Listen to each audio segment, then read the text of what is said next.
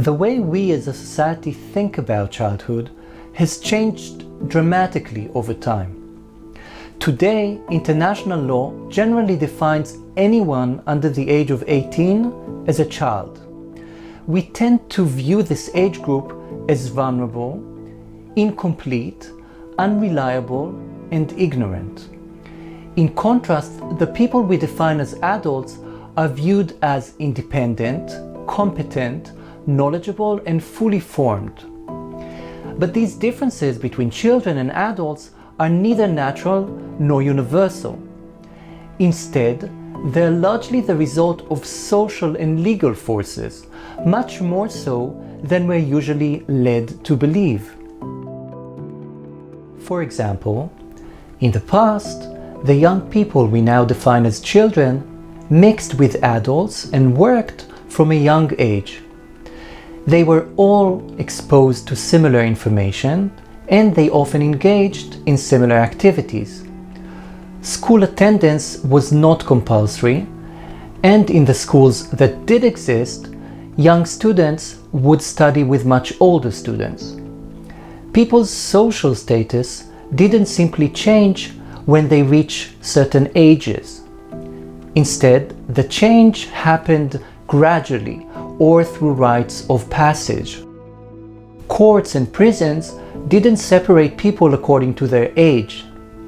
And when separation in prisons began, it wasn't necessarily based on age, but rather on people's character, how severe their offense was, and whether they already had a criminal record. Even today, many of these practices still exist in some parts of the world.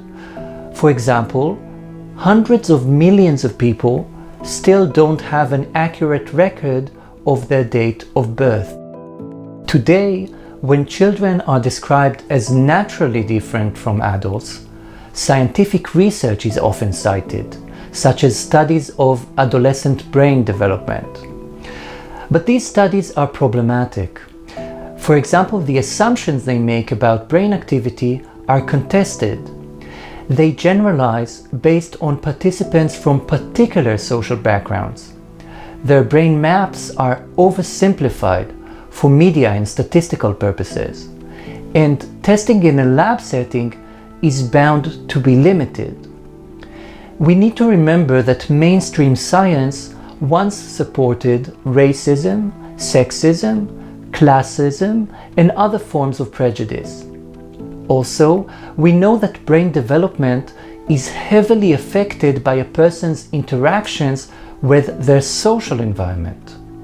And only in modern times have these social interactions become so aligned with age.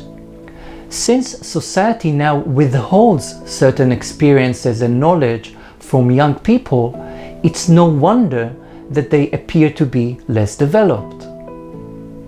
So, what does this mean? Well, it means that childhood and adulthood are much less distinct and different than we're usually led to believe. These terms are the product of social and legal norms. So if we change these norms, age differences are likely to diminish significantly. For example, if children were given the right to vote, their political knowledge would probably increase. In our next 3 videos, we'll continue to challenge conventional wisdom about childhood. We'll look at the laws and policies of child protection, and we'll see how they often harm the young people they claim to serve, as well as adults. Then, we'll focus on a legal principle called the child's right to be heard. We'll see that what this right actually does is enable adults to ignore, misrepresent, or operate against the views of young people. Lastly, we'll focus on policies and laws concerning working children, and we'll see how they too work to the detriment of these young people and how they ignore their views and needs.